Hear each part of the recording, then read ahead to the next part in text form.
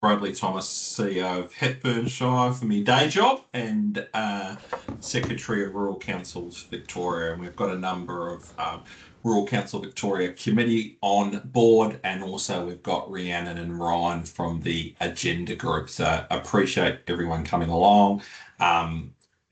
We knew we wouldn't get all CEOs. There's a couple of different events and things on a Friday as usual, but thank you for your time. And today's really informal, great opportunity to sort of put your hand up and have a bit of a say. I'll give a little bit of an intro, and then we'll be keen to hear from yourself and probably give you a little bit of homework or a little bit of just heads up of what we're planning as Rural Councils Victoria heading into the state election. Just less than 12 months to go, if everyone's happy with that.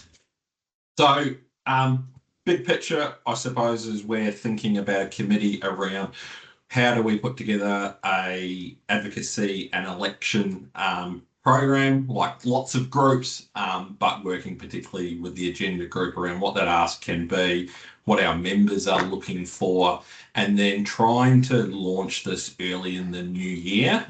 We've actually got a committee meeting this afternoon where we'll probably try and unlock more of a date, and looking late February, probably early March at the latest, likely to be in Melbourne with sort of parliamentary sitting dates. We're just working through the mechanics of that, but looking in terms of sort of RCV's election platform being launched around there. We've got currently the three sort of pillars post our forum last year and feedback for members. So financial sustainability of rural councils, rural infrastructure, including roads and community infrastructure. We're probably likely to split that out into two, just given the significance of road and transport, and splitting it out from community infrastructure, and also housing and all things that are sort of associated with housing, infrastructure, getting more housing, getting the right housing, and probably that's a bit where the planning reform also sits as well. So they're the sort of three streams that we're going ahead with at the moment. Interested in two parts from today's meeting. We're currently thinking about really a $1 billion ask for rural Victoria, in terms of that being our sort of headline ask around that subject, and extra with roads on top of that, and kind of then looking at how we put those streams underneath those elements, and certainly having a bit of an economic development feel given some of the sort of commentary that we're having out of state government at the moment. So that might be our sort of, I don't know, headline $1 billion ask, and then looking for different programs and projects that will certainly sit underneath that. So today, interested around potentially what's the subset of program funding that might sit, say, under housing, or might sit under roads or community infrastructure. So if you think about community infrastructure, a subset might be, using examples here, might be a particular focus on outdoor swimming pools. Is that of interest? Or what's that sort of key pieces that sort of sits under community infrastructure? And then the second element that we're looking for, and will be a little bit of homework for you over the sort of Christmas into the new year, we would be very keen to get some example projects from our members, not for RCV to pick that's a better project over that one or advocate for that particular project, but we want to have them in our I suppose back pocket, so that when you do the advocacy, when we do launch, when we are talking to ministers and opposition and such, we can talk not just about, well, here's the program, here's the ask of funding, here's some examples of the types of projects that you might be looking for. So we see it as a really good opportunity to actually have some real life examples where they might like to get their photo, get themselves out there making announcements or stuff, but it makes it real life as well. And hopefully a really good opportunity if you do provide that information to us, it's another opportunity for your projects to be sort of earmarked up as well. So what we're going to look to do is a really simple template and get that out in the coming weeks to really ask, okay, if we have these streams, these are the types of things we're looking for. Do you have a couple of projects that you would like to provide us with a bit of an overview, why it's important, how it aligns to the streams, so that we've got them in our back pocket to utilise? Want to do that so that we're also ready to go when we do the launch sort of earlier next year. If we get media attention and they want to say, oh, you've got this ask around housing, what are some examples? Want to be able to talk to a mayor or a councillor around that in real life. Ryan, in terms of sort of our key media and comms, has a couple of projects already ready to go. He can put you in contact with them as such. So that's sort of the rationale that we're looking at. So yeah, sort of two parts to the questions of today and really feedback. We're pretty much aligned around those themes and streams of our funding based on really the member feedback. But if anyone's sort of got any comment on that, happy to take that at this stage. Particularly interested if you think or you're thinking about any particular program levels that might sit under them. And then happy to also feedback or any questions that you might have around what we're thinking around how we might get that information off you around particular projects. So I suppose a couple of messages. That's the timing of RCV's work. Done a little bit of work at the moment, a bit more to come over the next coming months. But yeah, really interested to sort of hear from yourselves around how our role, and I suppose as a peak body for rural councils, might be also able to help you in your advocacy leading up to the state election. Rhiannon, Ryan, and others from RCV committee, have I sort of missed anything in that particular intro and overview? No? Well, that's good to hear. So I might just open it up now to questions. So yeah, throw your hand up and we can use that as a bit of an interactive session. So Laverne. Thank you and congratulations on getting us all together. Unfortunately, I do have to leave at 1 p.m. Very keen to continue the conversation. I know that from the Hume region, we have several rural councils and we already got some advocacy that we're very happy to feed through because there's a lot of synergies there. Absolutely love the idea of open swimming pools. I know I also speak for Indigo, who's not here. We've got 4, 𝗧𝗵𝗲 has 4, we've got that issue. But if I just may hijack the conversation for 1 second, Brad, and that is, I'm just going to share my screen because I had a conversation with the local government minister, and from the Rural Councils Victoria, we are likely to go in for a rate cap exemption. And so I've been buried in data analysis because I've got to do it myself. We don't have consultants. And I'm not sure if you can see here, but I've looked at the average rates per cohort. Small shires have the lowest rates across the state. And my view, I'm a ratepayer in a small shire. I think the cost of service is higher. And it's appropriate to at least bring us up to the average. So I did ask, without any permission from the rest of the sector, the minister to consider having a 2-tier rate cap to bring the rules up into line. And because I think it's appropriate that they do the heavy lifting instead of having all of us having to do individual submissions and and then it doesn't make it compulsory. So if one of you say, oh, it's not for us, we don't have to take it up. But let's say if they say 3 for the everybody else and 6% increase for the small rurals, take it all, you don't have to take it. I think that was part of the advocacy. Admittedly, he said to me, I stopped sharing, He said, how do you think the rules will take it? I said, maybe it's not very well, because it comes on top of the Emergency Services Volunteer Fund. So that's not going to go down well, but that's on you for having set the scene. And so from a financial sustainability perspective, we put forward the case that we would need to put our rates up by 60% to be sustainable. So even so, that's not enough. So we still need more grants. We still need to do so much more. And I think the message is getting through. I don't think the appetite to do drastic changes is there. But I think we really need to sharpen our pencil and provide alternative views on how certain things operate. I think he got it because felt sorry for us.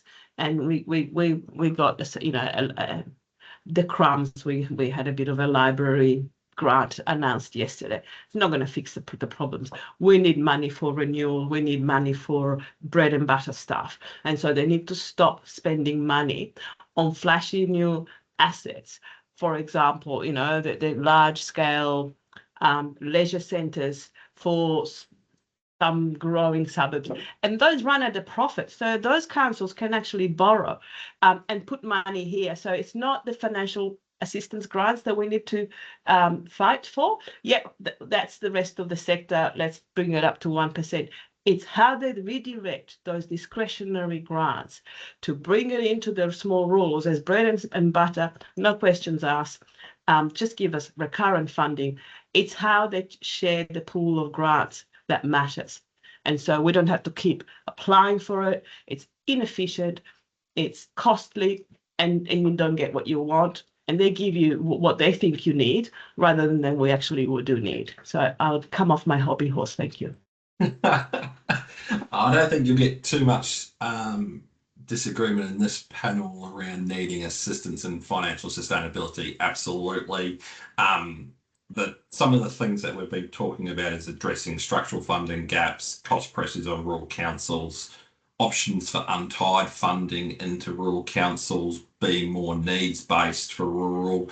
Even you're right with some of the grant funding and having it aligned to renewal, so it's not just always new assets that they're looking to fund. And I know previously we certainly advocated around the rate cap to be more tied to a local government cost index. But yeah, absolutely happy to take all of that other feedback on board and continue that. So certainly that financial sustainability system reform to help rural councils is high on our agenda. So there was a couple of comments in the chats, probably more around approach, and that's appreciate that. Any other questions or comments at this stage? While you're Darren?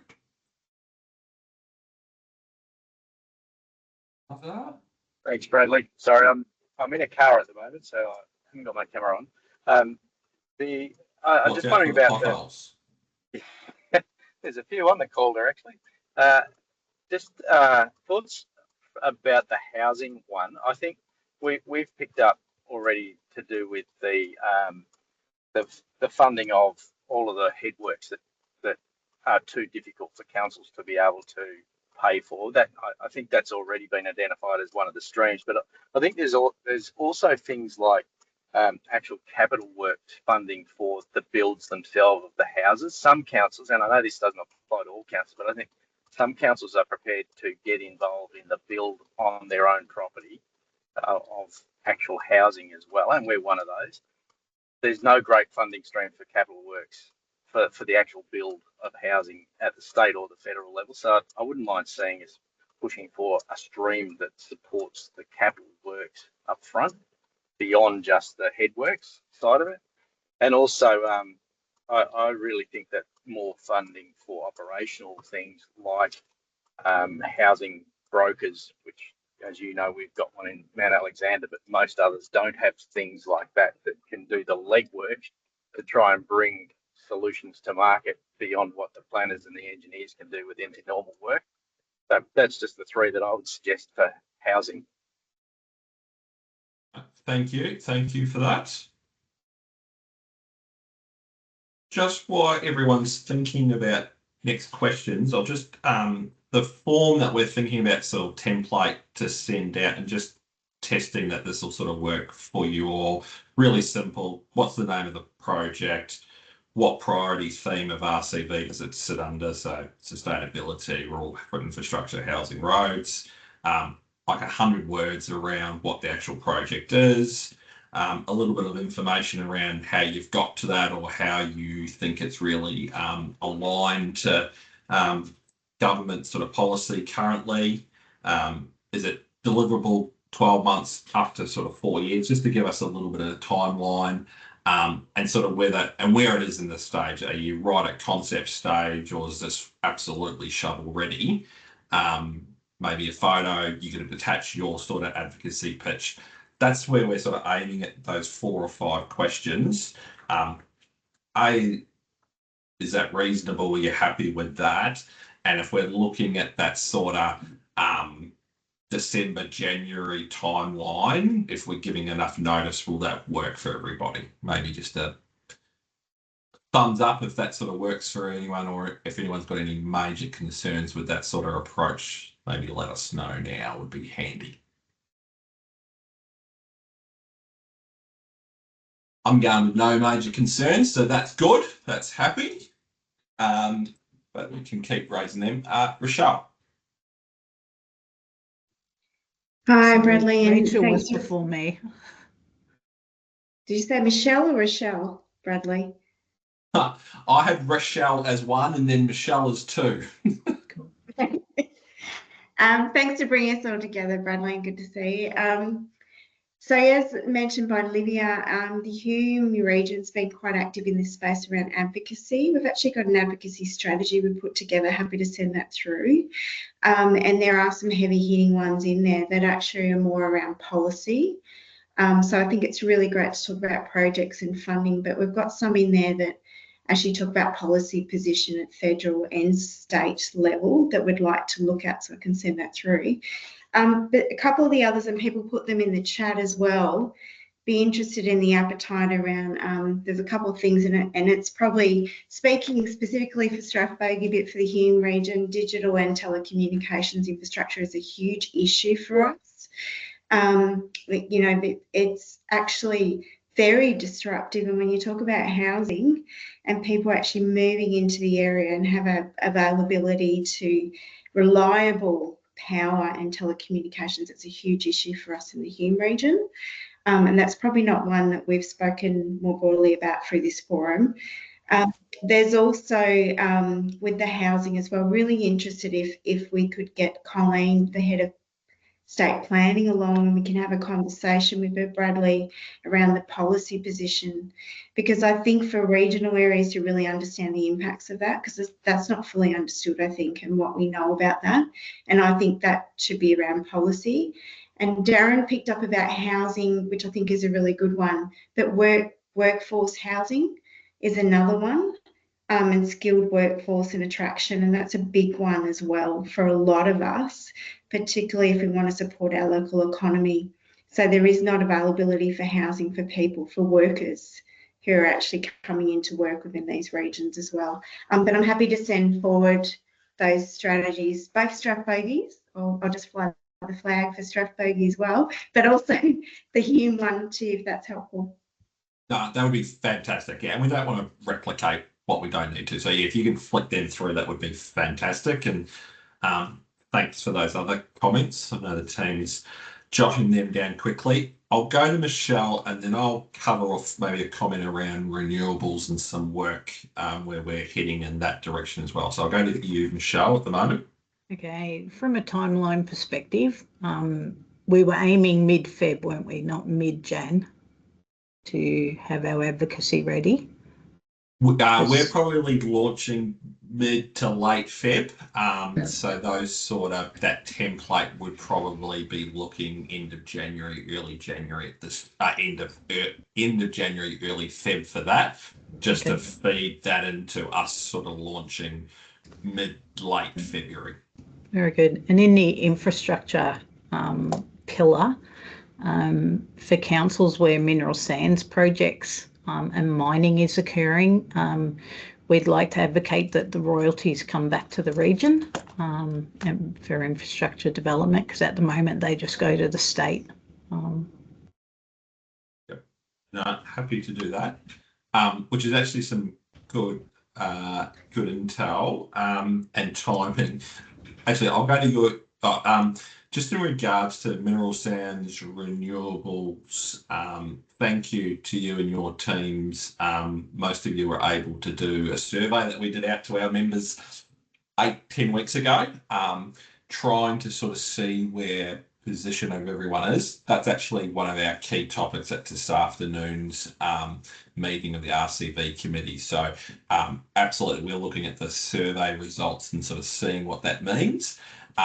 What I'd say is very mixed across our rural communities in terms of renewables, where there was probably some consistency, and that's what we're probably looking for, where we can advocate for consistency on our members, is absolutely around improved consultation, local considerations and funding for local components. There certainly was consistency in there. The actual position around sort of supporting renewables or what is very mixed across our rural council. So that's probably a high level of the survey results. We're going to look at them this afternoon and we'll come back to you around where we go with that. Just to give you an update on that, and thank you particularly for doing that survey, but because we're really keen to get direct input so that we made sure RCV's sort of position aligned with our members. I will go to 𝗧𝗵𝗲.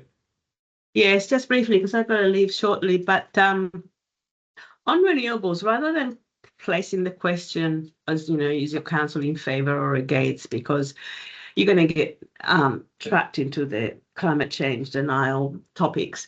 I think what we are experiencing is what I call a market failure of proponents coming up with inappropriate projects, ill-conceived, in the wrong spot.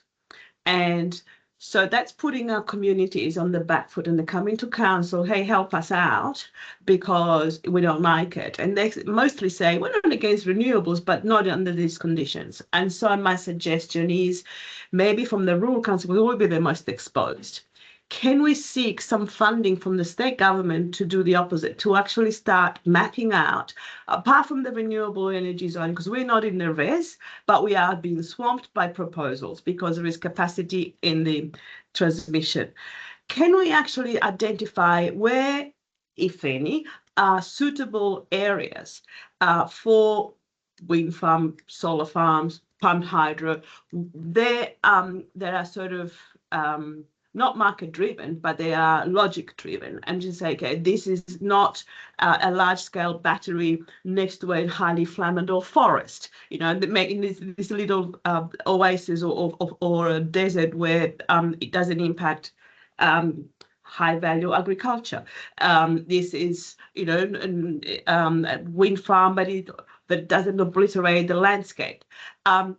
Actually identify and then have a consultation with the community to put the money where their mouth is, when we say we're not against it, but under the right conditions, and what does it look like? And so then VicGrid has done that piece of work on the engagement and the social license, and I think that's going to come into the equation.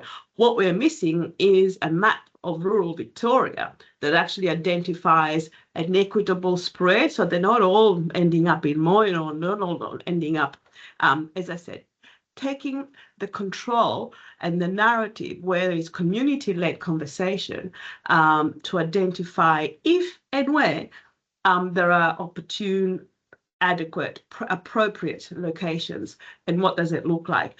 And it becomes like a prospectus, or like it's a community-driven set of guidelines. And so for your knowledge, this week, our council has adopted draft guidelines on what large-scale renewable projects look like that our council, Murrindindi, if all these conditions are satisfied, we would not object to. And we are confident after we go to the community with engagement and we have the final version adopted in February with the community's input, we're confident that the community won't get in the way proponents. And this is what it looks like. But what we are missing is the geographical location. And I think we could do that as a cohort. Okay, no, thanks for that. Well, yeah, absolutely give everything some consideration. So, and I might have a bit of a nosy at your guidelines. A couple of things just in the chat, in terms of different sides of politics. Absolutely, once we've got our sort of positions and ask, really that's why having the agenda group will be really good around targeting both sides and independents and others as well. So we'll certainly work that through. And Kirsten, I might go to you and just say also, I know you and Mansfield are doing great work, particularly leading a petition in regards to the planning reform. So congratulations on that work, but I'll hand over to you. Oh, yeah, look, it was just to flag that. Thanks, Bradley.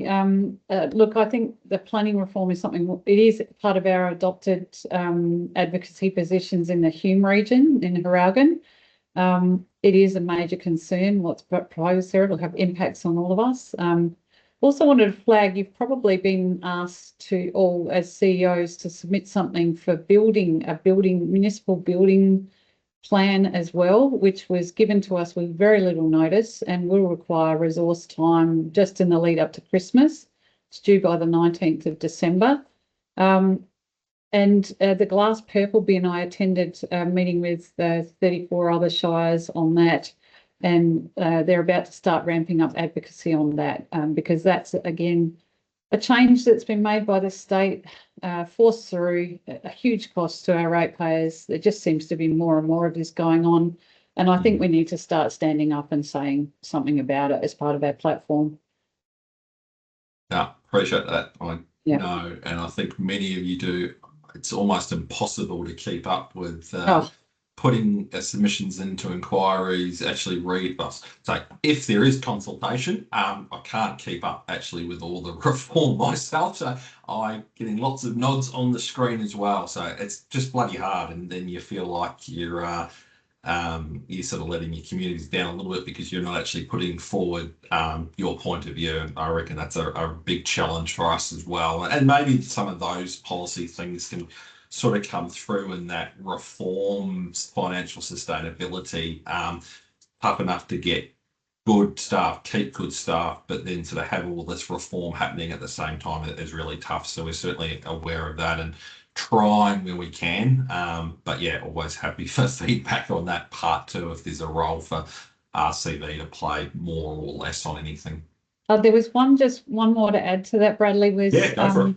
About, and just linked in with the housing one, about maybe pushing for an enabling infrastructure fund, much, more funding for a fund like that. I think it's something, something real that the state could do other than just trying to do token things like throwing the Planning Environment Act out the window.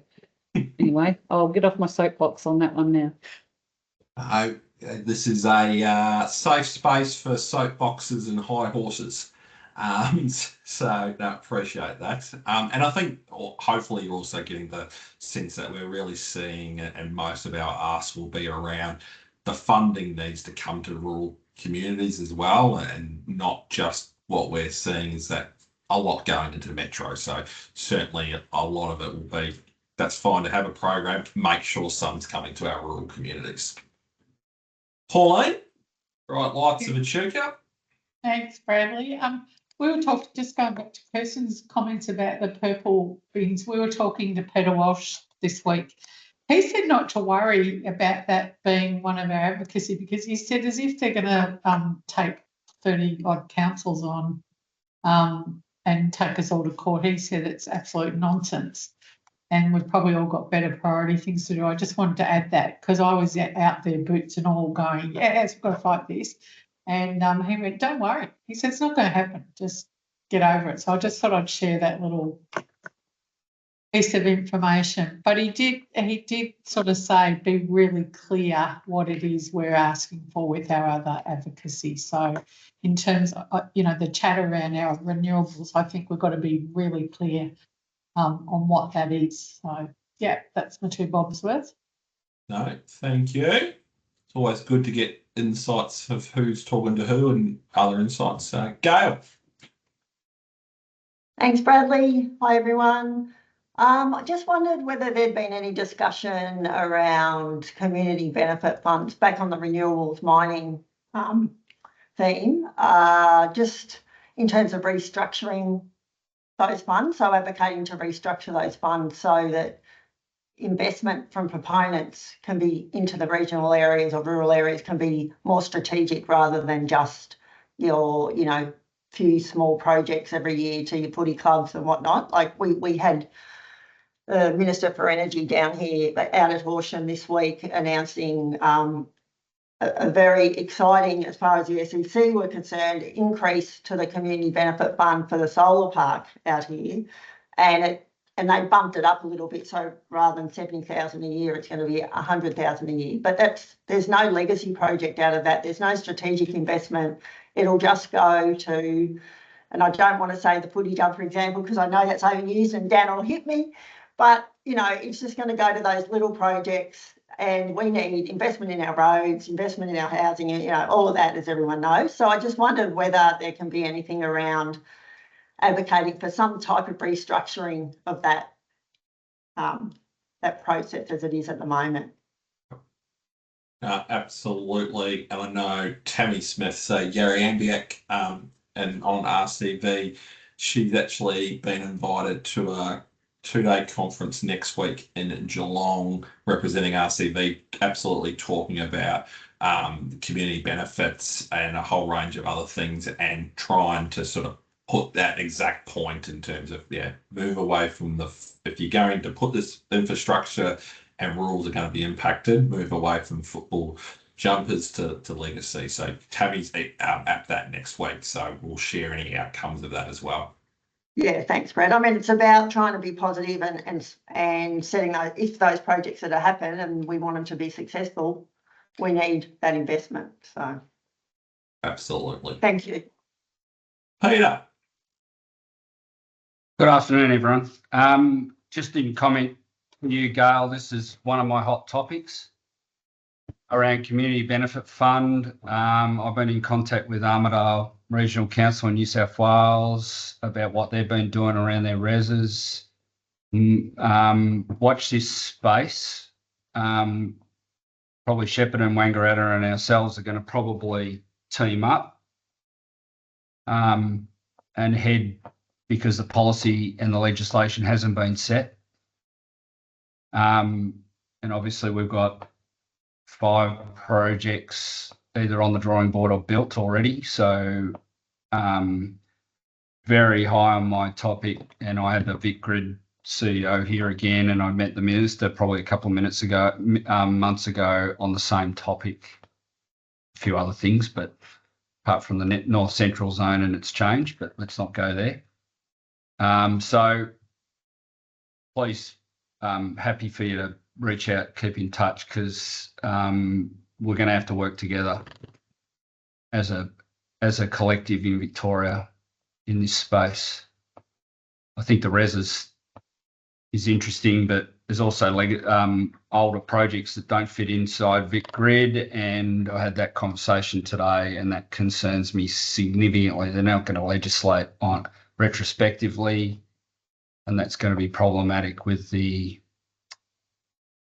as you said, smattering of 50 or 60 or 70 or whatever the minimal number, that then there's the pilar sitting in the background as well, and there's some things going on there too. And batteries. No, thanks for that share, and keep us informed. David. Yeah, hi Brad. Just a quick question. I guess my view on around community benefits is slightly different in the sense that the policy assistance already, it's done. Like, I think we're going to find it really hard to shift government on that at this point in time, particularly you know, this energy stuff's going to be well and truly done before the campaigning starts. So I think for us, it's around dollars for the projects that we want in rural Victoria. So it probably goes to that the fund. So in addition to that fund, you know, what are some of the projects we want funded through community benefit funds? And I think that's where, I suppose, hopefully using this template, and you, like, I suppose, we'll be keen not to get 30 projects from every council. That's not going to overly be helpful for us. So picking your sort of 2 or 3 that you know will appeal to some of them. They obviously will want to be making announcements, want to have good photo opportunities. So you're really thinking around what those projects are that would make a real difference to your communities, and can help us in terms of giving them something to launch or talk about, that then ultimately gets that some significant dollars flowing back into rurals. So put your thinking caps on while you're having your Christmas beer or wine or soft drink. Rhiannon. Thanks, Brad, and thanks everyone. It's been a really valuable conversation for us to listen to. If I may kind of pose a question, right at the beginning, someone kind of touched on, I think, swimming pools as like a big theme, like a big problem that affects a lot of councils.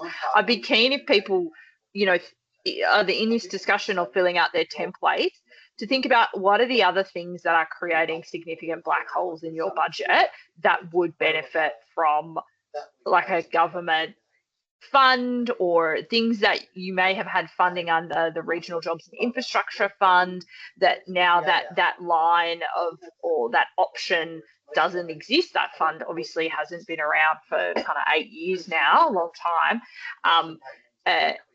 And are there other themes? Are they swimming pools? I know there was a whole lot of streetscapes that were done, or rail trails. Like, are there other kind of, I guess, themes or programs or kind of, you know, common things that many councils, you know, struggle to fund, but having a stream, an obvious place in government to do the planning and ultimately seek the funding to be able to renew those kinds of facilities. I'm just keen if there's any others, like obviously swimming pools we hear loud and clear, but are there other similar things? Is it trunk infrastructure? Is it sewerage? Yeah, that a good steer on that, so we can like build out this ask. I would be interested in. Thanks for that. I'll go to Daniel. If you do have others, even just throw them in the chat, will be really helpful. So, Dan? Thanks, Bradley. Conscious I'm new kid on the block here, so if it's been talked about in previous ones, I'm happy to move right along. But it's my understanding there's been a huge misstep from the state government in purchasing, or Ambulance Victoria's contractor purchasing planes that can no longer land on the majority of the airstrips because they're not long enough. I'm not sure if anyone's across this, but we're about to do an aerodrome strategy here, because at Bull Lake not only do we have 7 pools, we've got 5 aerodromes, because why wouldn't you? So we're about to do an aerodrome strategy, and yeah, none of our aerodromes or airstrips will be able to take the new AV fleet, which is incredible. So I was thinking, is there a pretty simple conversation around the fact that we're about to drag millions of dollars out of our ratepayers for their emergency services fund, and they have a big emergency services boo-boo coming at them? Maybe they could reinvest in their airstrips at a minimum. I must admit, I'm not across Ambulances Victoria's aircraft fleet, but if there's anyone else that's across that, maybe reach out to Dan, or share that as well. That would well, like, wasn't the council I would be thinking doing the aerodrome strategy, but good luck. 120 grand ratepayers' money to do the stage job for them. I'm wrapped about it. Perfect. Any other questions, comments, thoughts? Yeah, particularly interested, from Rhiannon's point of view, and said don't need it exactly today. If you do, just even flick us an email around that next level. So, yeah. Well, thank you for your time and input. Really critical. Hopefully we can make this really meaningful for us as well, and use this opportunity that only comes around every 4 years. We will certainly be in touch, I would imagine, before Christmas, around settling on sort of the template, the information, really engage with the agenda group to help us in that process. But do reach out directly to the group through the Secretariat's email directly to your region CEO, and then we'll be in touch and then work with you.